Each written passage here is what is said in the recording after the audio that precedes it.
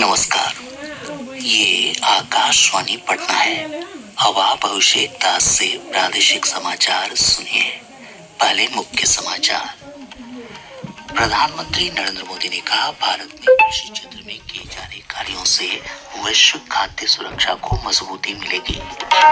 सर्वोच्च न्यायालय द्वारा आयोजित विशेष लोक अदालत सप्ताह संपन्न, 1000 से अधिक मामलों का किया गया निपटारा। गोपालगंज जिले के कुचायकोट थाना क्षेत्र से पुलिस ने एक कार से 10 करोड़ रुपए मूल्य की 73 किलो चरस के साथ 2 तस्करों को गिरफ्तार किया। और मानसून की सक्रियता से प्रदेश के अधिकतर हिस्सों में बारिश का सिलसिला जारी। अगले 24 घंटों के दौरान कैमूर, रोहतास, बक्सर, किशनगंज, अररिया और पूर्णिया जिले में बहुत भारी बारिश की चेतावनी। अब समाचार विस्तार से। प्रधानमंत्री नरेंद्र मोदी ने कहा कि भारत अतिरिक्त खाद्यान्न का उत्पादन करने वाला देश है। श्री मोदी आज नई दिल्ली में 32वें अंतर्राष्ट्रीय कृषि अर्थशास्त्री सम्मेलन को संबोधित कर रहे थे। उन्होंने कहा कि सरकार सुधारों के साथ कृषि क्षेत्र को मजबूत कर रही है और इसका उद्देश्य किसानों के जीवन में सुधार लाना है। श्री मोदी ने कहा कि कृषि सरकार की आर्थिक नीति का केंद्र है। उन्होंने कहा कि भारत मोटे अनाज, दूध, दाल और मसालों का सबसे बड़ा उत्पादक देश है। आज भारत एक फूड सरप्लस देश है।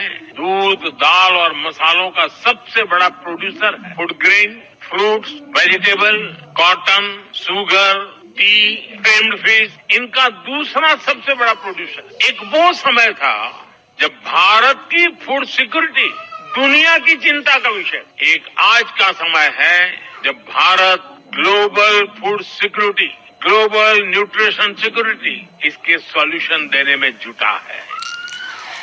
प्रधानमंत्री ने कहा कि भारत रसायन मुक्त प्राकृतिक खेती को बढ़ावा दे रहा है। उन्होंने कहा कि 2024-25 के केंद्रीय बजट में सतत कृषि पर ध्यान दिया गया है। श्री मोदी ने कहा कि पिछले 10 वर्षों में 9 लाख हेक्टेयर भूमि सूक्ष्म सिंचाई के अंतर्गत लाई गई है। खेती के लिए ड्रोन को बढ़ावा दिया जा रहा है। प्रधानमंत्री ने कहा कि इन उपायों से केवल देश के किसानों को ही लाभ नहीं होगा, बल्कि वैश्विक खाद्य सुरक्षा को भी मजबूती मिलेगी। ड्रोन का उपयोग भी खेती में बहुत तेजी से प्रमोट हम कर रहे हैं। ड्रोन से होने वाली खेती की कमान हमारी ड्रोन दीदियों को दी जा रही है। कि जो भी कदम है, इनसे भारत के किसानों का तो फायदा हो गया ही, इससे ग्लोबल फूड सिक्योरिटी को भी ताकत मिलेगी। इस अवसर पर केंद्रीय कृषि मंत्री शिवराज सिंह चौहान ने कहा कि प्रधानमंत्री नरेंद्र मोदी के नेतृत्व में भारत की कृषि विकास दर विश्व में लगातार सबसे अधिक बनी हुई है।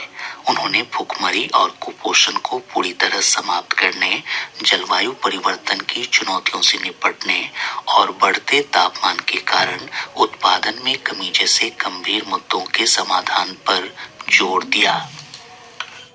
आज भारत की कृषि विकास दर लगातार दुनिया में सबसे ज्यादा बनी हुई है। हमने जो प्रधानमंत्री जी के नेतृत्व में प्रयत्न किए हैं, उत्पादन बढ़े, लेकिन साथ में भारत की चिंता भी रही है केमिकल फर्टिलाइजर के अधिक उपयोग के कारण जो उत्पादित अन्न हो, फल और सब्जियां हो, उसके विपरीत प्रभाव मानव शरीर पर पड़ रहे हैं और लगातार सॉइल हेल्थ खराब हो रही है। इसलिए भारत अब प्राकृतिक खेती पर बल दे रहा है। सर्वोच्च न्यायालय द्वारा आयोजित विशेष लोक अदालत सप्ताह आज संपन्न हो गया। सर्वोच्च न्यायालय ने अपनी 75वीं वर्षगांठ के उपलक्ष्य में ये पहल की थी। समारोह को संबोधित करते हुए कानून और न्याय मंत्री अर्जुन राम मेघवाल ने कहा कि इस लोक अदालत में 1000 से अधिक मामलों का निपटारा किया गया। समारोह में प्रधान न्यायाधीश DY चंद्रचूड़ ने लोक अदालत के महत्व पर प्रकाश डाला। When we constituted the panels for the Lok Adalat, we ensured that every panel would consist of 2 judges and 2 members of the bar. One senior advocate drawn from SCBA and one advocate drawn from SCORA. The purpose behind doing this was to give ownership to the advocates over the institution. केंद्रीय खाद्य प्रसंस्करण उद्योग मंत्री चिराग पासवान ने कहा है कि सरकार खाद्य प्रसंस्करण उद्योग को बढ़ावा देने के लिए प्रतिबद्ध है।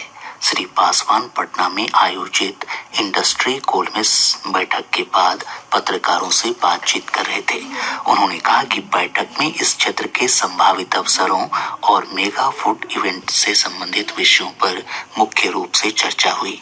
श्री पासवान ने कहा कि खाद्य प्रसंस्करण उद्योग बिहार के युवाओं को रोजगार देने और बिहार को विकसित राज्य बनाने की दिशा में काफी महत्वपूर्ण भूमिका निभा सकता है।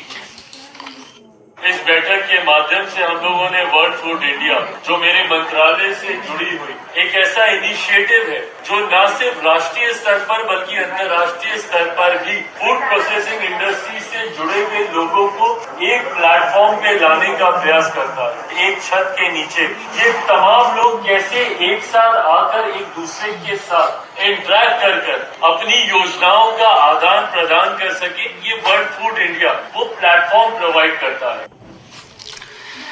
पटना के ज्ञान भवन में आज से 2 दिवसीय मखाना महोत्सव की शुरुआत हुई। कृषि मंत्री मंगल पांडे ने महोत्सव की विधिवत शुरुआत की। उन्होंने कहा कि महोत्सव का उद्देश्य मखाना उत्पादन की आधुनिक तकनीकों से किसानों को अवगत कराना है, साथ ही इसके व्यापार को बढ़ावा देना है। श्री पांडे ने कहा कि आने वाले 2 वर्षों में सरकार ने 50,000 हेक्टेयर में मखाना की खेती का लक्ष्य निर्धारित किया है। मखाना के उत्पादन को बढ़ाया जाए, किसानों को सुविधा और सहूलियत दिया जाए और किसान ज्यादा उत्साहित होकर अधिक से अधिक मखाना का उत्पादन करें। अभी कुल 35,000 हेक्टेयर में इसकी खेती होती है, 25,000 किसान इससे जुड़े हैं। हमारा लक्ष्य है कि अगले 2-3 साल में इसका क्षेत्र 50,000, 60,000 हेक्टेयर हो जाए और जो 25,000 किसान आज लगे हैं वो 50,000 किसान इसके उत्पादन से जुड़ जाए। मखाना महोत्सव के दौरान मखाना के विभिन्न उत्पादों की प्रदर्शनी और बिक्री की जा रही है। साथ ही महोत्सव में मखाना व्यंजन प्रतियोगिता का भी आयोजन किया जा रहा है। शेष समाचार एक अंतराल के बाद। आकाशवाणी पटना से सुन रहे हैं। केंद्रीय गृह मंत्री अमित शाह ने सभी नागरिकों से हर घर तिरंगा अभियान को आगे बढ़ाने और उत्साह के साथ इसमें भाग लेने की अपील की है। सोशल मीडिया पर एक पोस्ट में उन्होंने कहा कि 9 अगस्त से 15 अगस्त के बीच लोग अपने घर पर तिरंगा फहराएं।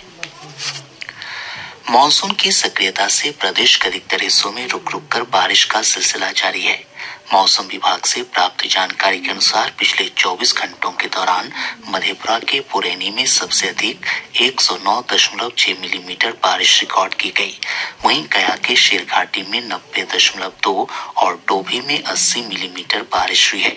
मौसम विज्ञान केंद्र पटना के वैज्ञानिक ने बताया कि अगले 24 घंटों के दौरान कैमूर, रोहतास, बक्सर, किशनगंज, अररिया और पूर्णिया जिले में कुछ स्थानों पर बहुत भारी बारिश हो सकती है।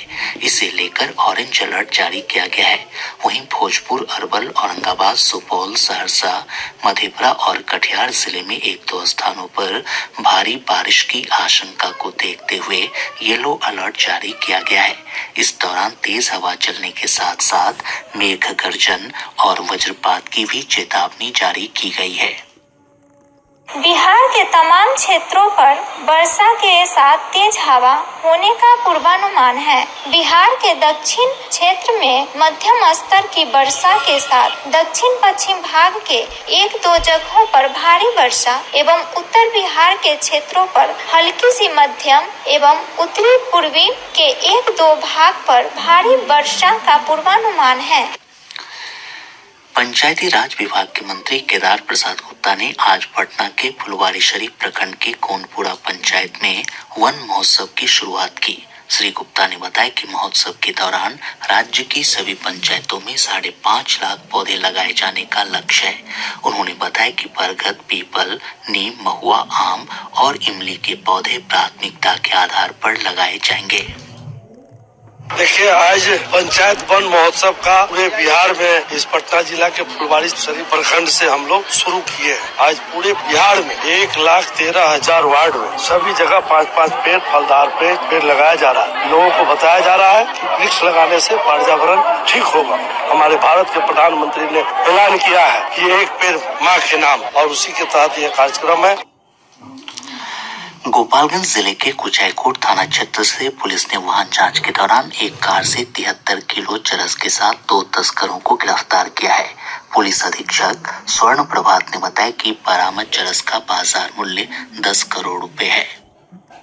2 ड्रग्स तस्करों को जो नेपाल से करीब 73 केजी चरस तस्करी कर दिल्ली ले जा रहे थे, उनको वाहन चेकिंग के क्रम में कुचायकोट थाना के द्वारा गिरफ्तार किया गया है। और यह स्विफ्ट डिजायर दिल्ली नंबर की गाड़ी है, जिसमें करीब 73 केजी चरस जो है ले जाया जा रहा था और अंतर्राष्ट्रीय बाजार में इसकी कीमत करीब 8 से 10 करोड़ बताई जा रही है। और दोनों जो चरस तस्कर हैं, ये मोतिहारी जिला के रहने वाले हैं और इसमें हम लोग फॉरवर्ड बैकवर्ड लिंकेज स्थापित कर रहे हैं। और पूछताछ के दौरान बताया है कि ये जो सारा चरस है, ये नेपाल से इनको सप्लाई किया गया था।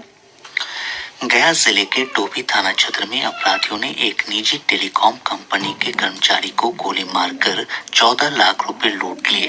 पुलिस ने बताया कि 3 की संख्या में आए अपराधियों ने घटना को अंजाम दिया। इनमें से 2 अपराधियों को शेरघाटी पुलिस ने गिरफ्तार कर लिया है। इनके पास से लूट की रकम भी बरामद की गई है। इधर घायल कर्मी को बेहतर इलाज के लिए गया स्थित ANMCH में भर्ती कराया गया है। मुख्यमंत्री नीतीश कुमार ने आज इको पर्यटन के विकास के लिए नवादा जिले के ककोला जलप्रपात में पर्यटकीय सुविधाओं का लोकार्पण किया। इसके साथ ही 1.5 वर्षों से बंद जलप्रपात को आम लोगों के लिए खोल दिया गया है। बांका जिले में संपूर्णता अभियान के तहत आकांक्षी जिला और आकांक्षी प्रखंड कार्यक्रम के तय मानकों के कार्यान्वयन के लिए जिलाधिकारी ने समीक्षा बैठक की। उन्होंने कहा कि 6 में से 3 मानकों को सितंबर महीने तक पूरा करने का लक्ष्य है। सुपौल जिला बिहार लोक शिकायत निवारण अधिकार अधिनियम के क्रियान्वयन में जून महीने में राज्य भर में पहले स्थान पर रहा। गया के शेरघाटी व्यवहार न्यायालय में पिछले दिनों पेशी के लिए लाए गए एक कैदी पर गोलीबारी करने के आरोप में पुलिस ने पश्चिम बंगाल के आसनसोल से 3 अपराधियों को गिरफ्तार किया है।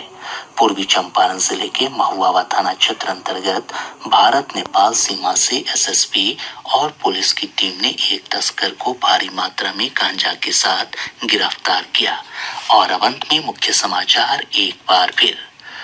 प्रधानमंत्री नरेंद्र मोदी ने कहा, भारत में कृषि क्षेत्र में किए जा रहे कार्यों से वैश्विक खाद्य सुरक्षा को मजबूती मिलेगी। सर्वोच्च न्यायालय द्वारा आयोजित विशेष लोक अदालत सप्ताह संपन्न, 1000 से अधिक मामलों का किया गया निपटारा। गोपालगंज जिले के कुचायकोट थाना क्षेत्र से पुलिस ने एक कार से 10 करोड़ रुपए मूल्य की 73 किलो चरस के साथ 2 तस्करों को गिरफ्तार किया। और मानसून की सक्रियता से प्रदेश के अधिकतर हिस्सों में बारिश का सिलसिला जारी। अगले 24 घंटों के दौरान कैमूर, रोहतास, बक्सर, किशनगंज, अररिया और पूर्णिया जिले में बहुत भारी बारिश की चेतावनी। इसके साथ ही आकाशवाणी पटना से प्रसारित प्रादेशिक समाचार का ये अंक समाप्त हुआ।